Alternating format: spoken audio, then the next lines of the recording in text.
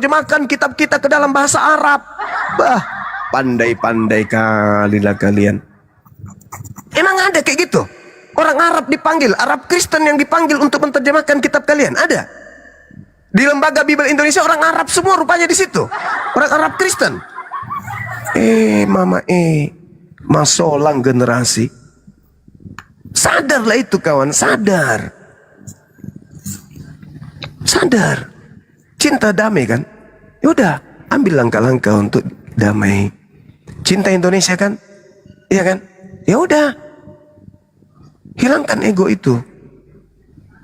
Hilangkan ego. Nggak susah kok itu. Tinggal kau ganti. Apa bahasa Yunaninya? Theos. Theos masuk bahasa Indonesia apa? Dewa. Apa lagi? Apostolos apa bahasa Indonesianya? Pembawa kabar atau pemberita. Sudah kan? Apa lagi? Biblos. Apa bahasa Indonesianya? Kumpulan buku-buku. Supaya keren apa? Apa bagusnya supaya keren kalau kumpulan buku-buku itu apa bahasa Indonesianya yang bagus? Kitab. Ya, kitab boleh. Silakan aja, nggak apa-apa. Novel. Jangan novel, itu terlalu jauh. Kitab aja. Atau kitab suci. Nah, itu bagus tuh. Kitab suci bagus. Atau kitab kabar gembira atau kitab kabar baik. Bagus itu. Ya Allah ya Karim. Paling mantap yang tadi tuh kitab suci. Kitab suci itu bagus. Jadi kitab suci dalam bahasa Yunaninya apa itu? Logos.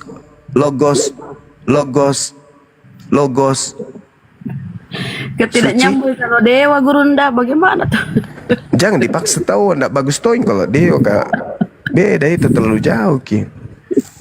Pneuma, suci apa bahasa Yunaninya suci? Pneuma kan ya? Hagion, Hagion. Betul, sorry. Hagion, betul. Pakai aja itu.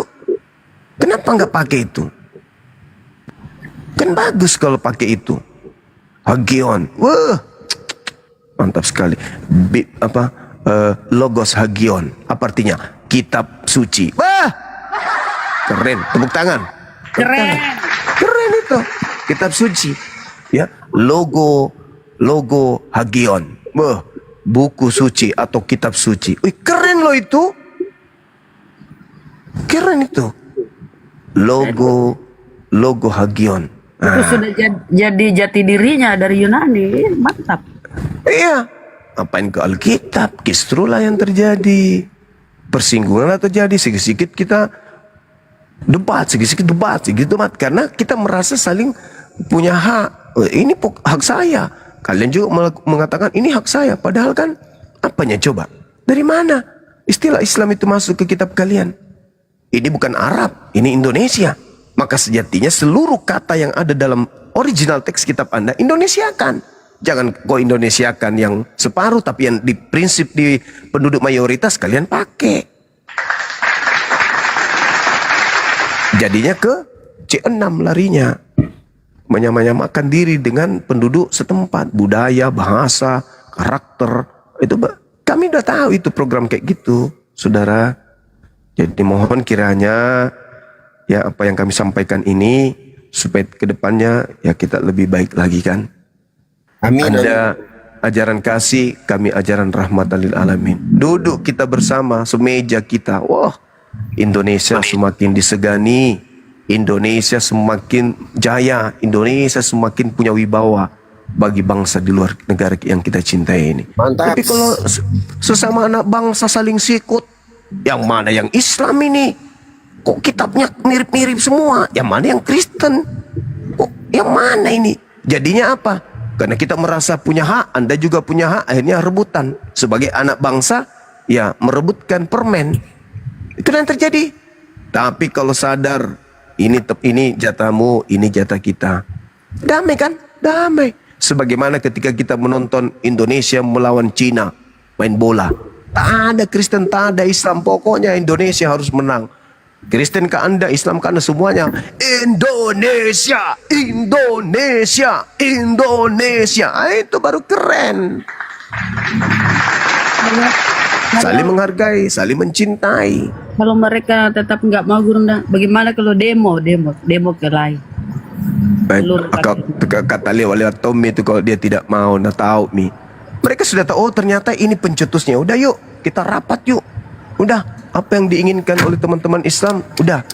Kita ini, lagian juga kan lebih bagus kalau agama kita itu memiliki karakter sendiri. Jangan niru-niru Islam. Bagus kan? Iya. Begitu. Insya Allah akan jadi, akan bagus. Mudah-mudahan ya, ada yang mendengarkan ini dan oh iya benar yang disampaikan Bang Zuma. Itu adalah sebuah kebaikan demi untuk supaya tak ada lagi ribut antar umat beragama, kan gitu. Serasa seperti itu teman-teman, saya ucapkan terima kasih banyak kepada sahabat-sahabat yang membantu malam ini. Insya Allah besok kita akan galakkan lagi supaya perjuangan teman-teman kita di lapangan itu bisa dimudahkan. Demikian, terima kasih. Silakan diambil alih. Saya masak dulu, masak sayur kangkung. Silakan. Assalamualaikum. Waalaikumsalam. Boleh nggak saya mau menyampaikan apa? Host mute dulu moderator. Dua kata untuk Kristen, Bang. Silakan Bang. Karena ini jadi unek-unek bagi saya ketika apa ya, orang Kristen bilang kalau orang Islam itu menuhankan Muhammad.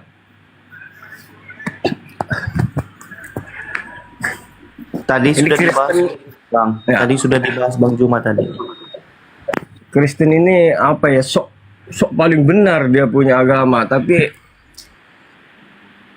Tuhannya saja kadang manusia, kadang Tuhan, kadang seakan-akan pahlawan. Masa iya menebus dosa untuk manusia? Udahlah Bang. Tidak semua orang Kristen begitu. Jadi personal.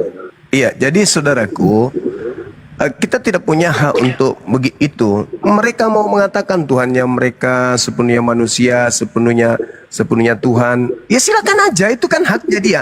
Tapi jangan bawa-bawa istilah Islam dong ke situ. Tapi saya Itu ajanya. terus terang sakit hati dengar. Iya sih pastilah. Cuman karena kita ini kan rahmatan lil alamin. Bagaimana tidak sakit? Allah Bapa, Allah Anak. Kan sakit lah hati kita. Perih kali mendengar itu. Harusnya kan Tuhan Bapa atau Tuhan Anak. Itu ajanya. Kenapa Atau harus pakai Dewa Anak? Iya, kenapa harus pakai Tuhan kita? Di Kalau kita bawah Allah pikir itu. pakai logika ya, Bang. Yesus itu Tuhan. Udah Bang. Bang, Manusia udah, juga. Bang. Ada Oten di atas. Silakan. Udah, Bang. Nanti kita disangka monolog Menebus lagi. dosa itu sama siapa menebus dosa itu? Udahlah Bang, tunggu dulu Bang. Selamat malam. Malam bro. Tanyakan itu kepada saudara kita Kristen. Iya. Tadi monolognya Bang Zuma itu bagus sekali. Saya Uten. Saya berbicara di sini atas nama pribadi, tidak membawa kelompok Uten ya. Saya setuju apa yang disampaikan di monolog Bang Zuma tadi.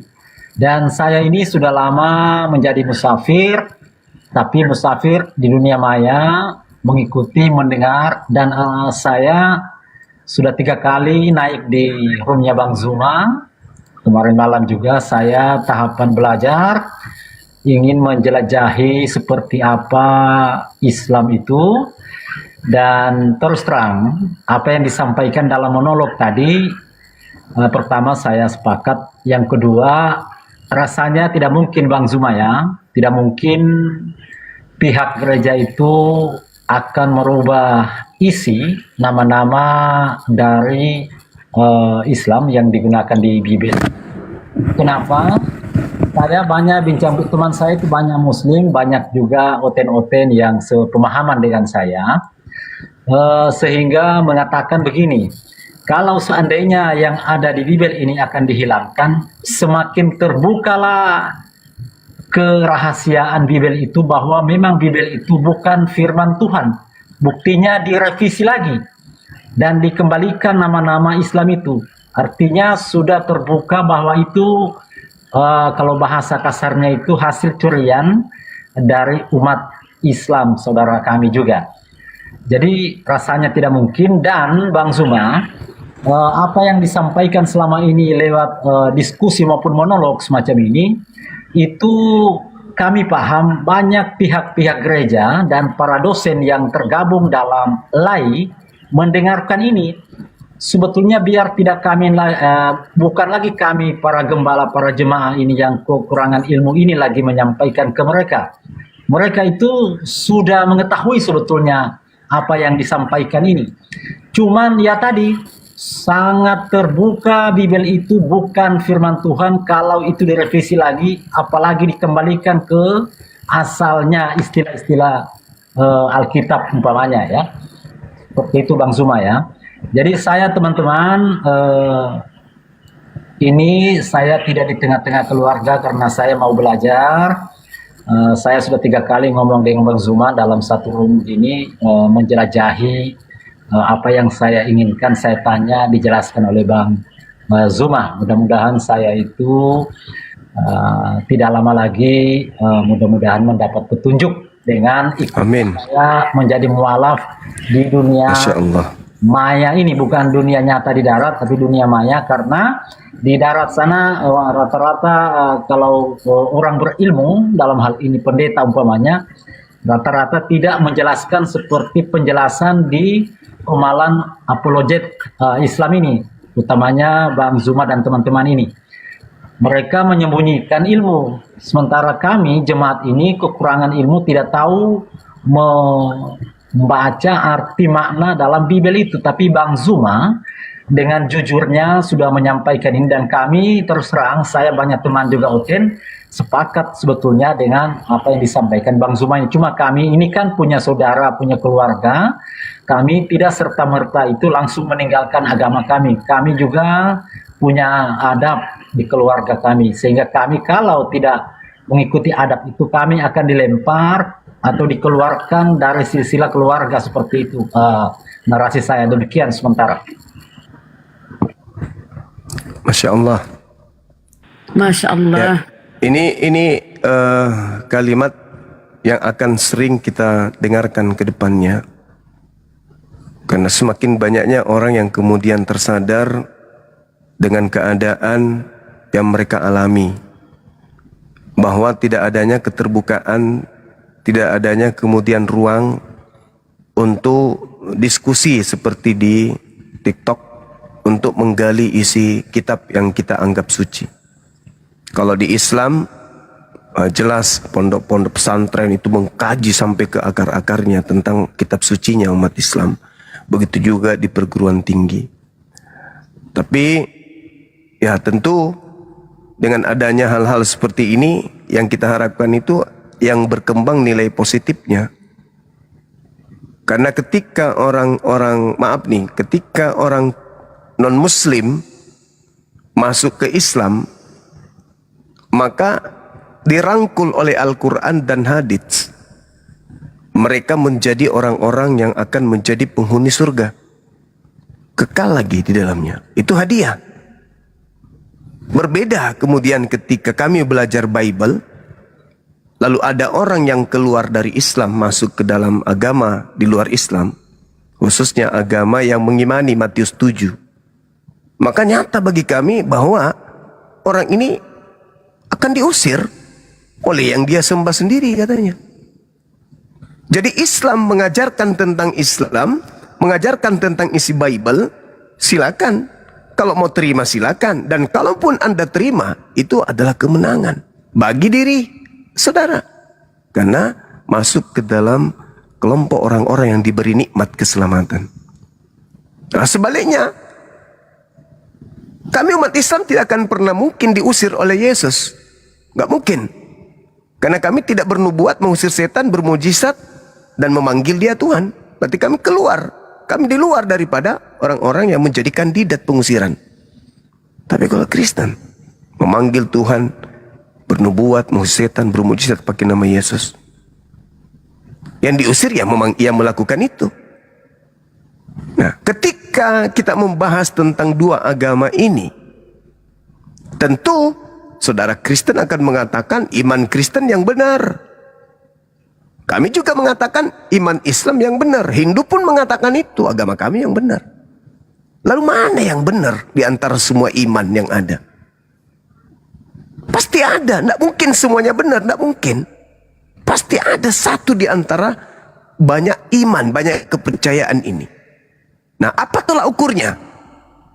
Tolak ukurnya pasti akal. Kan hanya itu alat yang Tuhan titipkan kepada kita. Tuhan kita loh. Tuhannya orang Kristen, Tuhannya umat Islam itu adalah Tuhan yang sama. Yang hakikat pencipta itu. Cuman salah satu di antara dua agama ini yang kemudian salah sembah. Islam mengatakan Kristen, Kristen mengatakan Islam. Lalu apa tolak ukurnya? Ya akal. Karena tidak mungkin pencipta langit dan bumi yang maha tahu, tidak mungkin pencipta langit dan bumi ini yang kemudian standarisasi pengetahuan manusia dengan akalnya akan bertentangan dengan wahyu firman-Nya. Nggak mungkin. Seibarat sebuah toko atau pabrik memproduksi motor atau kulkas, maka tentu buku manualnya atau manual booknya atau buku panduannya itu ya sesuai dengan komponen kulkas. Kulkas dikeluarkan oleh pabrik, kitab suci dikeluarkan oleh pabrik. Maka pasti kitab suci itu akan selaras dengan manusia, akal. Jadi manusia ini adalah ibarat kulkas, buku panduannya itu adalah kitab suci. Bagaimana mungkin kemudian sebuah kulkas diberikan buku panduan, buku masakan? Berarti yang membuat kulkas ini tidak maha tahu. Kenapa? Karena buku panduannya tidak selaras dengan perangkap-perangkap yang ada di kulkas. Akhirnya apa yang terjadi? Karena buku panduannya salah, kulkasnya tidak dicolok di listrik, malah dikasih kain horden. Jadi lemari pakaian. Itu bukan disifati oleh pencipta. Kalau pencipta itu sama seperti yang tadi, kulkas akan diberikan buku panduan yang selaras dengan operasional kulkas. Akal manusia yang adalah kulkas akan diberikan kemudian buku panduan yang selaras dengan akal. Maka kitab suci wajib hukumnya setara, seirama, satu gelombang irama, not ketukan dengan akal. Akal mengatakan Tuhan tidak mungkin mati, tapi bukunya mengatakan Tuhan mati. Gimana? Itulah yang membedakan antara iman-iman yang ada, antara keyakinan yang ada, antara kepercayaan yang ada. Kepercayaan ente menurut ente benar, kepercayaan kami menurut kami benar. Mana yang paling benar? Mana yang benar di antara keduanya? Nggak mungkin keduanya benar, nggak mungkin. Pasti ada salah satunya yang benar. Nah, sekarang yang kita harus lakukan apa? Mundur dulu selangkah. Mundur selangkah. Habis itu kita maju 2 langkah. Apa mundur selangkah itu? Ketika kuping, mata, hati kita, pikiran kita mendengarkan berita, pesan dari siapapun itu, meskipun itu beda keyakinan, kalau pesan yang disampaikan itu benar, ya diterimalah. Begitu juga sebaliknya. Meskipun kita satu akidah, satu agama, kalau yang disampaikan itu salah, ya ditolaklah. Jangan mentang-mentang karena yang menyampaikan itu pendeta, meskipun salah kita terima aja. Jangan mentang-mentang karena Bang Suma itu beda agama, Anda tolak meskipun benar. Tolak ukurnya itu akal. Tolak ukurnya akal. Tuhan ciptakan kita itu kan tidak bawa agama, tapi Tuhan ciptakan dengan kita membawa otak. Nih, saya kasih analogi. Ketika kita lahir, ketika kita bayi, kita tak berdaya. Yang memberikan kita pakaian adalah ibu. Yang memberikan kita makanan, ibu. Ada kita milih pada usia 2 bulan. Ibu, saya nggak mau pakai baju itu deh. Aku mau yang pakai baju yang warna merah. Ada nggak? Enggak. Kita nggak ada pilihan. Apa yang dikasih orang tua itu yang kita pakai. Apa yang dikasih orang tua kita makan, itu yang kita makan. Kalau orang tua kasih kita kotoran sapi pun itu yang kita makan. Kenapa? Akal belum berfungsi. Tapi begitu muncul kematangan berpikir, ada kedewasaan yang berproses. Coba, orang anak-anak kita yang sudah 15 tahun, 20 tahun masih mau nggak dia dipilihkan makan ketika dia makan? Anak makan ini, jangan makan itu ya. Masih mau nggak? Enggak. Pakaian gimana? Masih dipilihkan nggak anak-anak kita pakaian? Enggak, dia pilih sendiri. Tapi kenapa giliran Tuhan pada saat dewasa kita nggak mau pilih Tuhan? Sebagaimana ketika kita kecil nggak bisa pilih Tuhan karena kita ikut aja orang tua ke masjid, ikut aja orang tua ke gereja, ikut aja berpakaian yang dikasih, ikut aja makan yang dikasih. Tapi begitu dewasa tidak bisa dipilihkan lagi makanan dong, harus sesuai dengan selera saya dong. Nggak bisa lagi dipilihkan pakaian, harus sesuai dengan selera saya dong. Begitu juga harusnya tentang bertuhan. Kita harus memilih Tuhan kita sendiri, nggak boleh ikut orang tua dong. Karena kenapa? Akal ini adalah serpihan cahaya yang dititipkan oleh Tuhan kita. Tuhannya orang Kristen, Tuhannya umat Islam itu sama. Dialah Sang Khalik yang menciptakan alam semesta ini. Cuman satu di antara kita yang menyembah kepada bukan pencipta. Ada yang di antara kita yang menyembah jalan.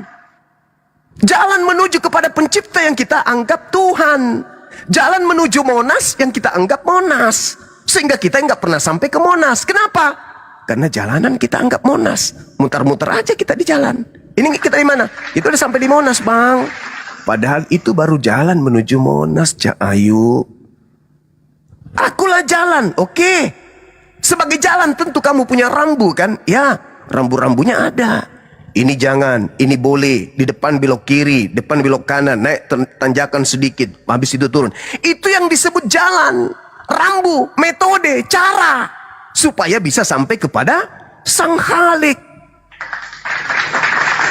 Jangan jalanan dianggap Tuhan. Karena ending akhir adalah Sang Khalik, Sang Pencipta. Oh, kalau yang menyampaikan ini Islam, Bang Zuma, meskipun benar ditolak. Tapi kalau pendeta yang menyampaikan, wah, manggut-manggut. Nah inilah yang dikatakan manusia itu kenapa? Kita manusia ini ada 3. Posisi kita itu ada 3. Yang pertama adalah intelijensi, kecerdasan, kepintaran. Kita ini smart, tidak statis kita ini, kita dinamis. Yang kedua, kita dibekali free will. Kita bisa jahat, bisa. Kita bisa menjadi baik, bisa. Jadi setan pun kita bisa. Jadi malaikat pun juga kita bisa. Itu. Jadi kita punya kecerdasan. Itulah indahnya umat manusia ini. Manusia itu unik. Dia punya kecerdasan. Setelah dia punya kecerdasan, Tuhan kasih kecerdasan baik, buruk, dan jahat. Dia diberi kehendak bebas. Terserah lu mau pilih yang mana. Mau jahat silakan. Mau baik silakan. Dan yang ketiga, uniknya manusia itu dia diuji. Kambing ada nggak diuji penyakit tumor, sakit gigi?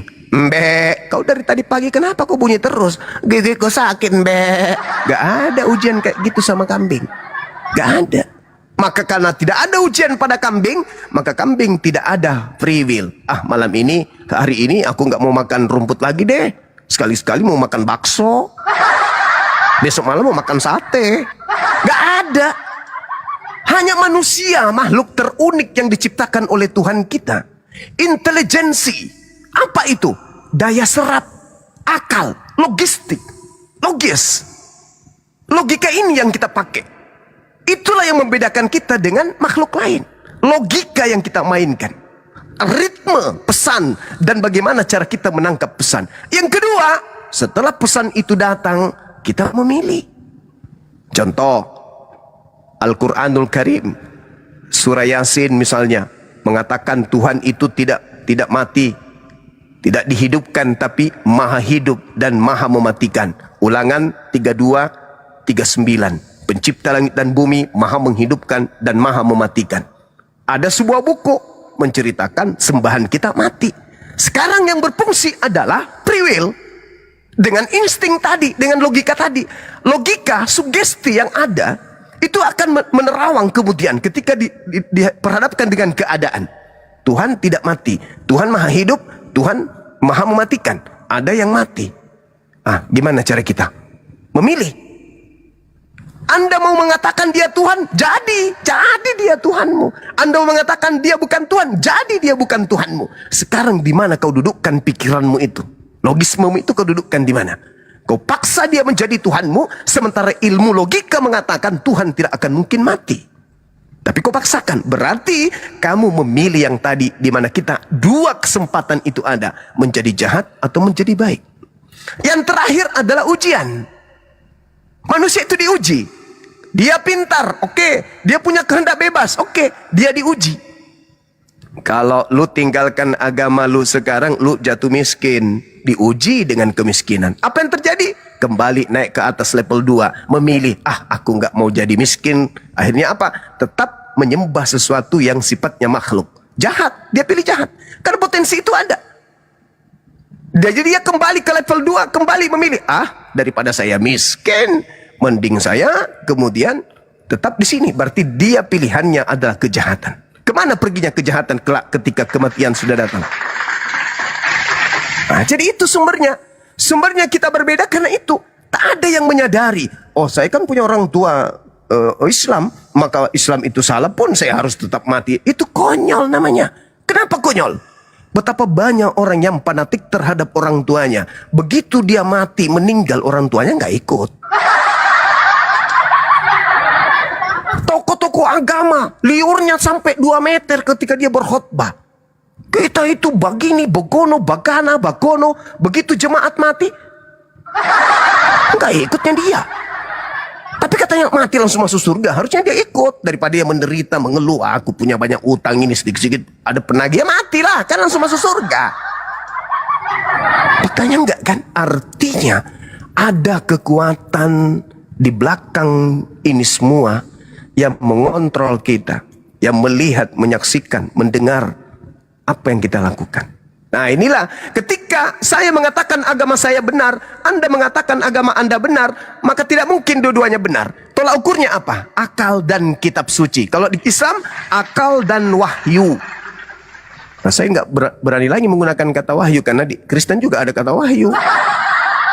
Nanti wahyu itu maksudnya di kitab wahyu. Wahyu maksud saya itu adalah ilham dari pencipta langit dan bumi yang tembus ke bumi, dihantarkan oleh roh kebenaran atau roh kudus menuju kepada sang nabi. Itulah yang disebut wahyu. Ilham yang turun ke bumi melalui perantaraan malaikat, tembus kepada wakil Tuhan, yaitu nabi, yang menyampaikan kemudian kepada umat. Nah, akal dan kitab suci atau wahyu itulah yang kemudian kita jadikan sebagai standaran untuk memilter, memilih mana yang baik, mana yang benar, mana yang betul-betul absolut kebenarannya, mana yang cuma dipaksa-paksakan menjadi benar. Sekira begitu saudaraku, andai saja agama Kristen ini mau kembali kepada fitrahnya, yaitu agama yang dibangun dari sejak abad pertama dengan menggunakan buku-buku dari bahasa-bahasa Yunani, maka hidup ini indah. Seindah saya ketika masih dinas. Ketika saudara saya yang non-muslim, berdua kami jalan sambil curhat tentang keluarga, bla bla bla bla. Tiba waktu sholat, apa kata beliau? Adinda, sudah waktu sholat, cari masjid, kamu ibadah, biarkan aku di samping masjid ngopi. Ada warkop di situ. Oh iya kan, masjid ini ada warkopnya. Oke, jalan kami ke situ. Ketika hari Minggu, sama. Kanda, ibadahnya kita hari Minggu kan? Iya, ini sudah jam berapa? Oh sedikit lagi Dinda, lanjut aja dulu. Ingatkan saya nanti, 1 jam lagi. Baik, gereja mana? Gereja Toraja, yang di Panekang situ. Oke, sip. Begitu 1 jam, kita ke gereja Kanda ya. Saya warkop di sampingnya. Kan indah. Kenapa indah? Kita saling menghargai. Oh dia menyembah Yesus, saya menyembah Allah. Tapi ketika kita masuk ke sosmed, udah tampil yang pakai mukena, pakai jilbab, pakai hijab, kalung salib. Waduh, benar-benar penistaan ini. Apalagi temanya, di judul komalnya itu, Yesus adalah Allah yang benar. Wah lama. Kenapa tidak tulis saja, Yesus adalah Tuhan yang benar? Kenapa? Sebagaimana firman di dalam Alkitab. Waduh, kenapa tidak bilang sebagaimana firman di dalam Bible? Hargailah kita Islam ini, sebagaimana kami juga menghargai kalian. Kami mayoritas loh. Kalau ada sifat benci kepada kalian, bahaya itu. Tapi kan gak ada. Buktinya nih, saya sebagai seorang pembelajar, saya cinta belajar. Dan tidak ada haram hukumnya di dalam Al-Quran saya untuk belajar Bible. Tidak ada larangan dalam Islam untuk belajar Bible, nggak ada.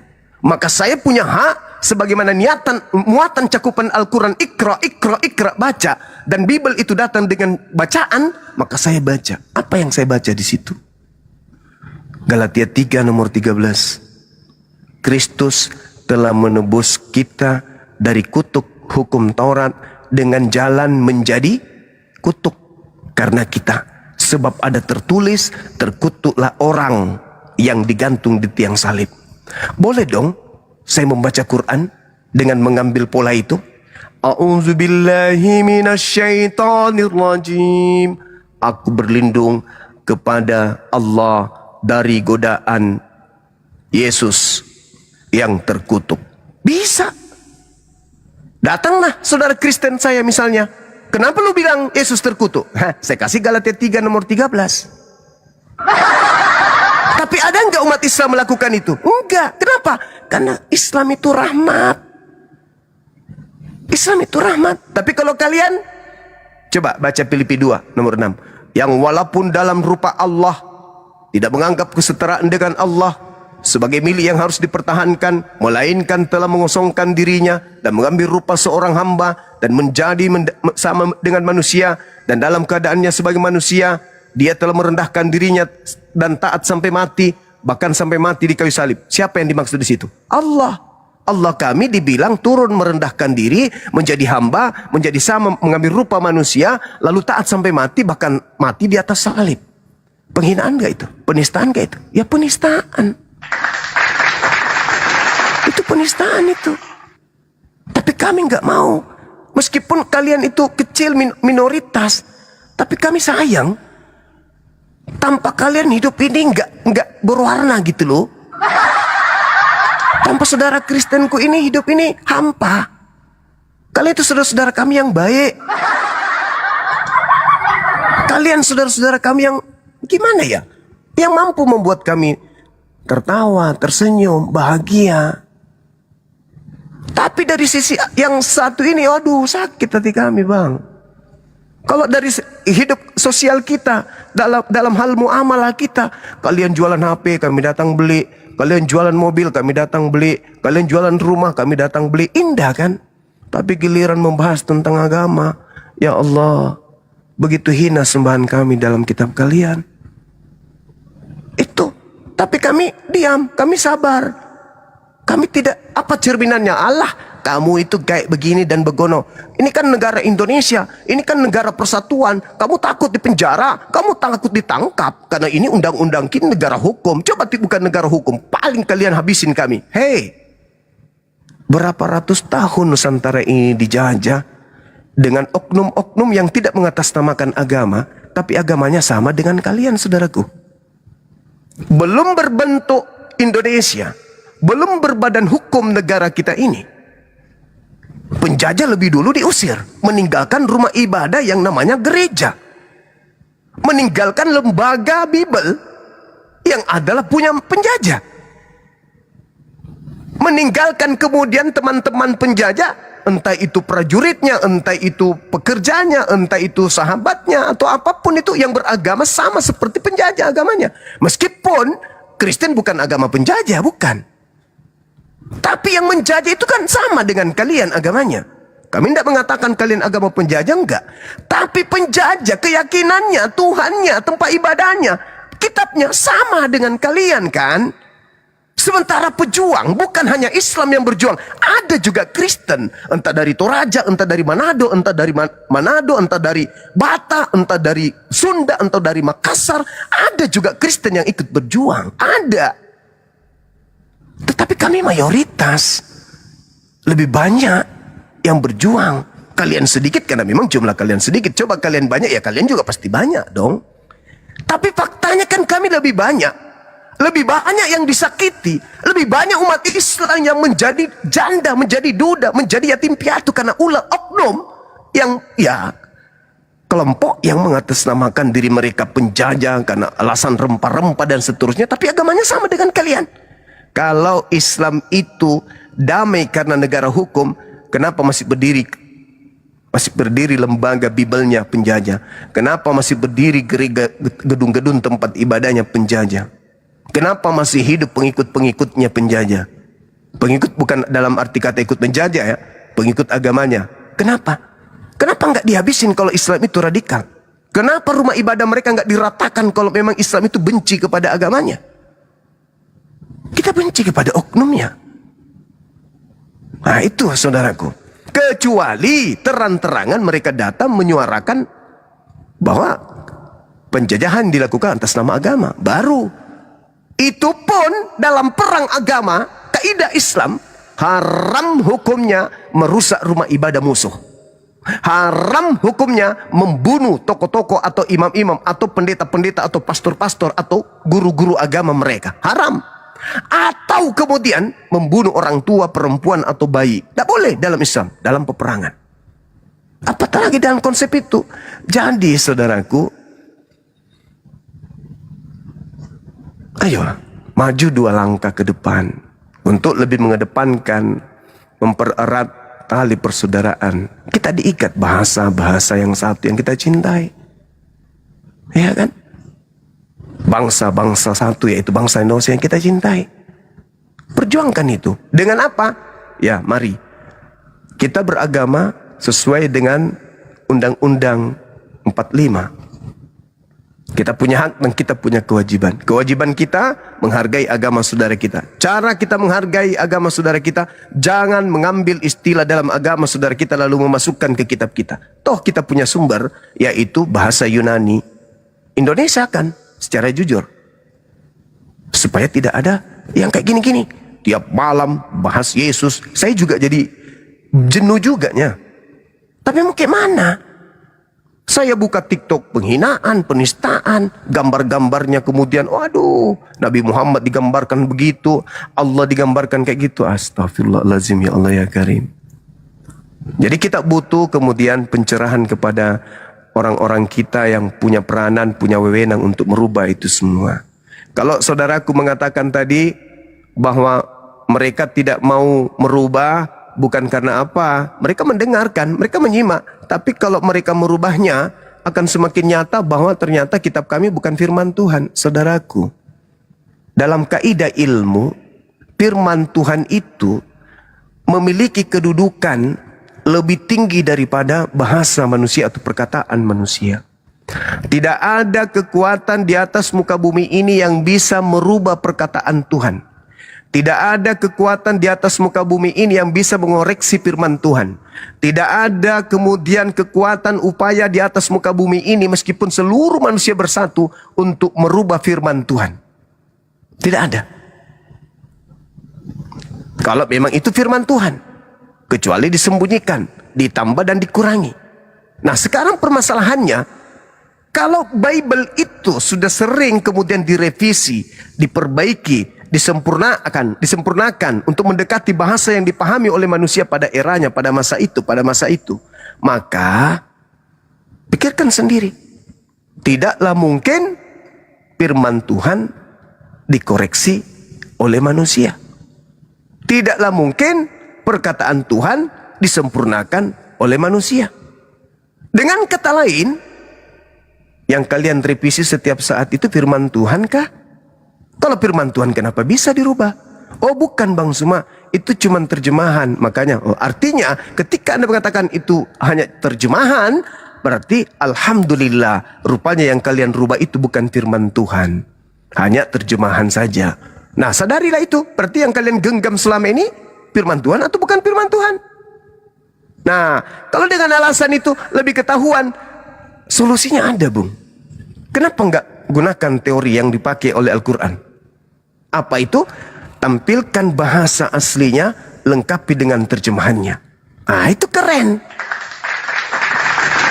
Jadi, ke depan, kitabnya orang Kristen, bahasa Yunaninya ikut, lengkap dengan terjemahannya. Dan terjemahannya tidak lagi menggunakan istilah Islam.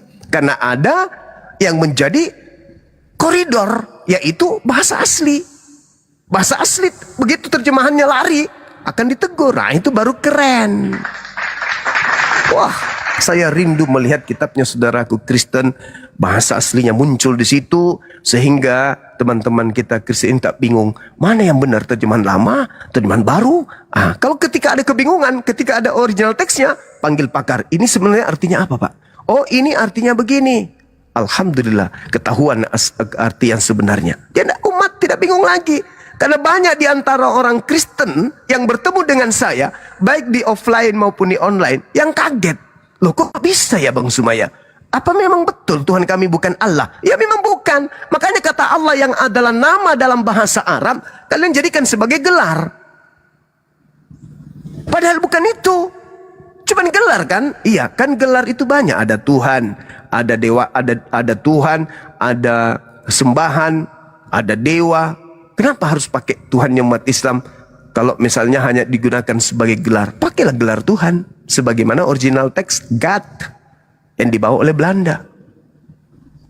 Sekira begitu solusi dari saya, saudara-saudaraku, supaya kita juga tidak terlalu membebani negara. Hanya masalah sepele, harus kemudian aparat kita itu disibukkan.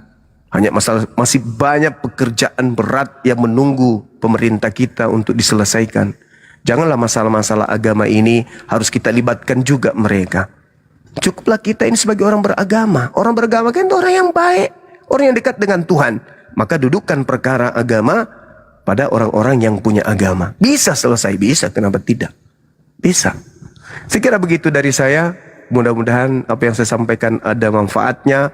Panjang lebar saya berbicara, tak ada yang menghentikan saya, berarti kalau tidak tidur mereka terkesima. Demikian, Assalamualaikum warahmatullahi wabarakatuh.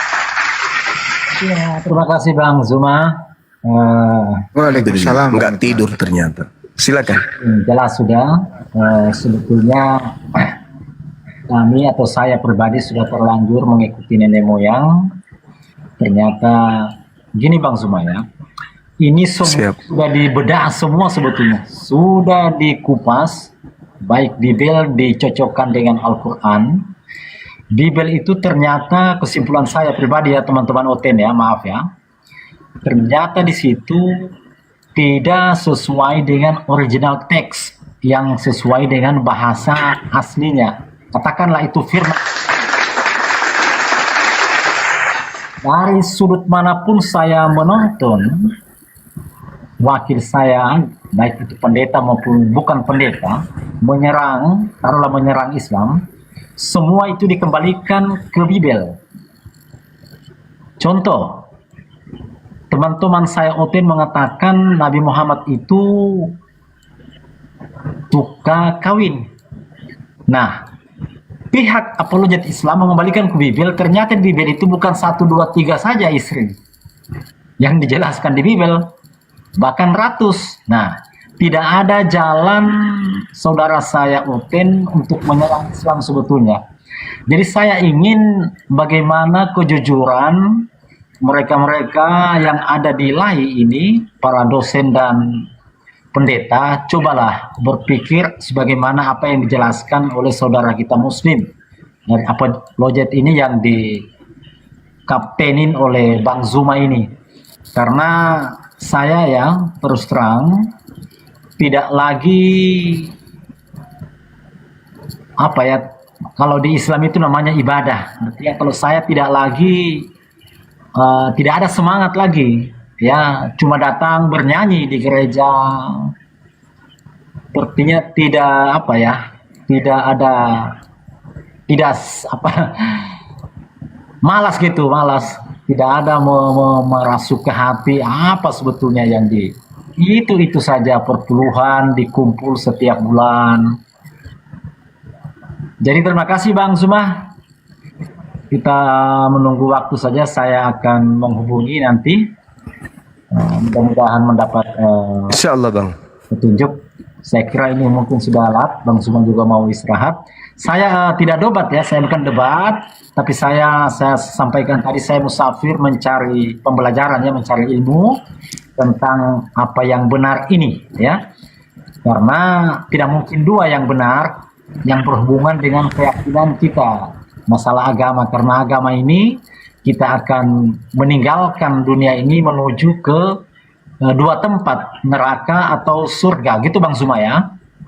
Iya. Ya, saya pikir sebetulnya tidak ada lagi yang perlu ditanyakan dari Oten ke Muslim. Sudah jelas semua sebetulnya, sudah berapa tahun kita mendengar debat ini. Bahkan ada bahasanya Bang Zuma tadi, sebetulnya sudah jenuh juga. Semua sudah dikupas, dibedah isi Bible ini.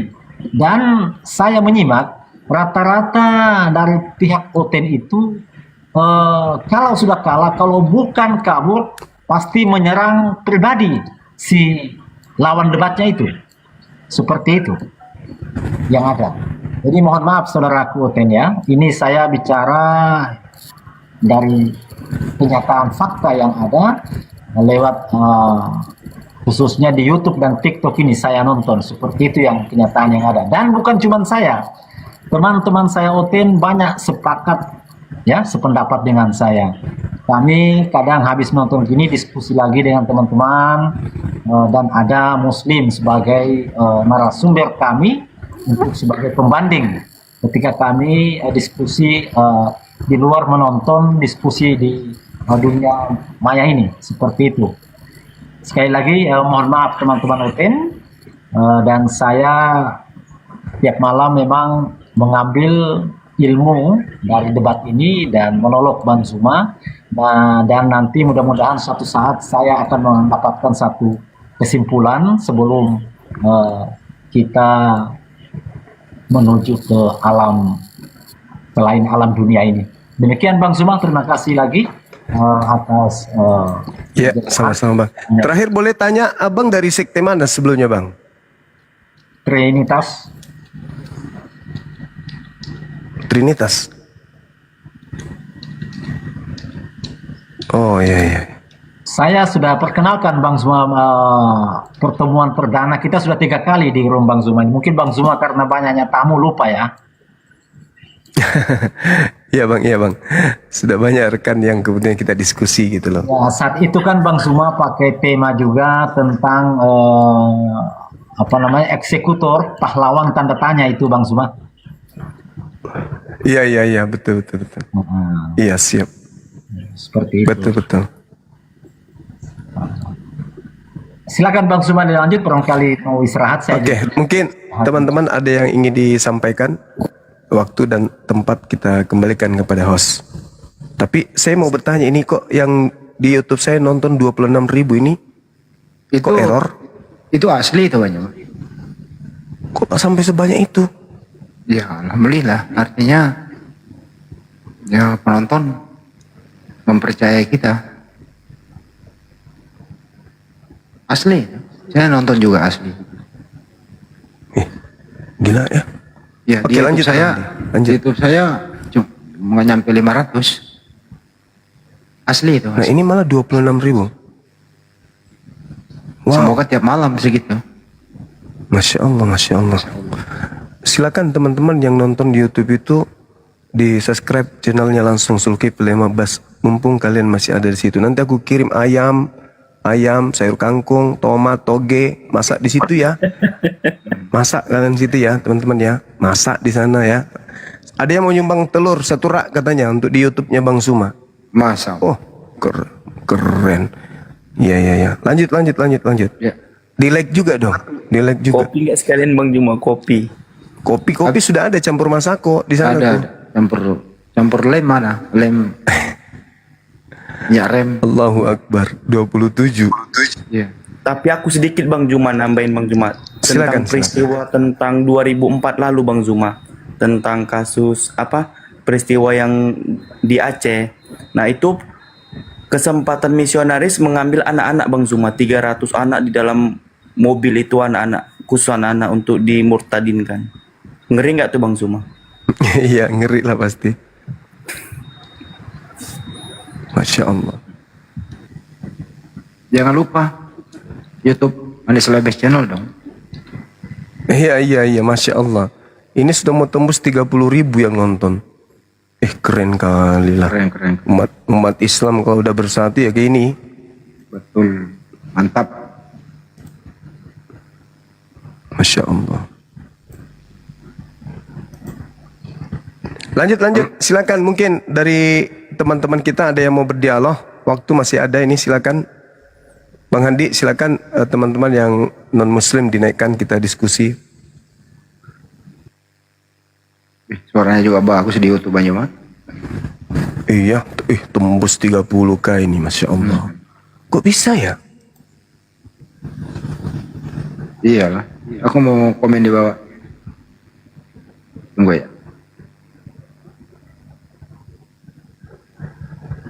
ya.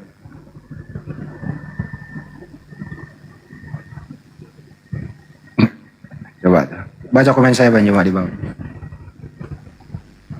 Nice Bang Andi. Jangan lupa kunjungi juga Andi Celebs Channel. Mantap juga bangku ini, Masya Allah, Masya Allah. Ya aman lah. Yang penting apa? Teman-teman kita itu kita sudah ambil perhatiannya untuk nonton di YouTube, kan gitu, di TikTok juga. Itu dulu. Nanti mereka akan mutar-mutar. Yang penting mereka sudah jatuh cinta terhadap dunia upload. Jangan lupa teman-teman juga ya. Ya. Masya Allah. Ini kita upayakan YouTube Zulkifli M. Abbas itu tembus, kalau bisa ya tahun ini gitu tembus 1 juta subscribe ya. Semoga bisa ya. Jadi teman-teman jangan lupa di subscribe di sana. Betul. Jadi, iya betul. Masya Allah. Nah, kalau silakan 1 juta, saudara, silakan. Kalau YouTube-nya Banyuma udah 1 juta subscribe, ya nanti yang 1 juta itu pindah ke Andi Celebs Channel. Jadi sama dong. Nah, di sana 1, sini 1. Iya betul. Ayo semangat.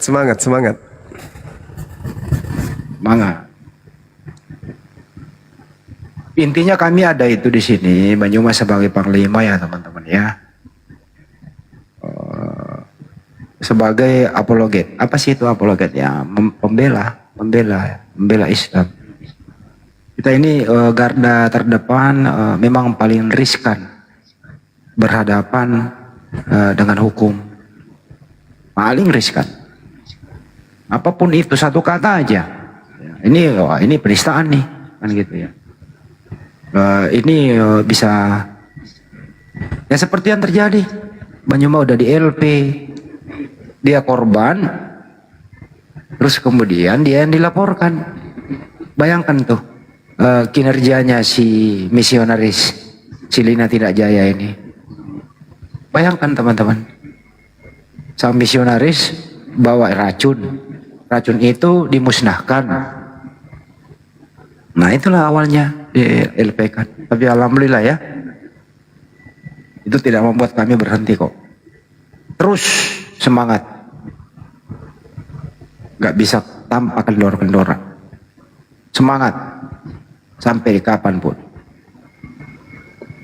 Ya itu teman-teman, tetap semangat di sana. Jangan lupa like, share, dan subscribe ya. Umat muslim begini banyak gitu ya. Apa salahnya mengunjungi kami ini garda terdepan. Udah banyak yang kami selamatkan. Bukan 1-2 orang, ratusan orang yang kami selamatkan. Baik yang dipaksa murtad kita kembalikan, baik selamatkan dalam edukasi. Udah berapa kira-kira Banyuma yang antum nontum mengucapkan 2 kalimat syahadat? Udah nggak terhitung toh? Iya kan dah. Itu udah nggak terhitung. Terselamatkan mereka itu. Nah makanya mereka sasaran tembaknya itu bagaimana Banyuma ini berhenti berbicara agar mereka ini leluasa berkarya di media sosial. Ya nggak bisa dong berhenti, nggak bisa gitu. Itu teman-teman pengantar dari saya. Semoga seterusnya penonton di sana itu kembali lagi. Jangan lupa like, share, dan subscribe. Di situ ada lonceng notifikasinya. Nah, ada lonceng notifikasi, itu digebuk gitu. Nah, nanti kalau Banyuma live, di HP Anda itu bunyi. Dung. Wah, Banyuma live, balik lagi gitu.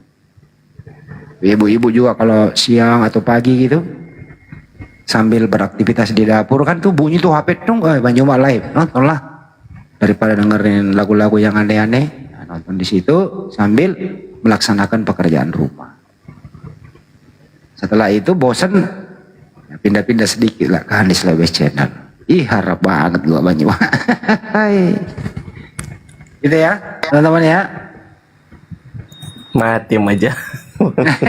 Mati Mija. Itu silakan ada teman kita yang dari non muslim disapa. Oh, ini Pak Duka katanya ngomong apa sih lu? Berarti lu nggak ngerti bahasa Indonesia dong? Saya nggak pakai bahasa Bugis loh tadi, bahasa Indonesia.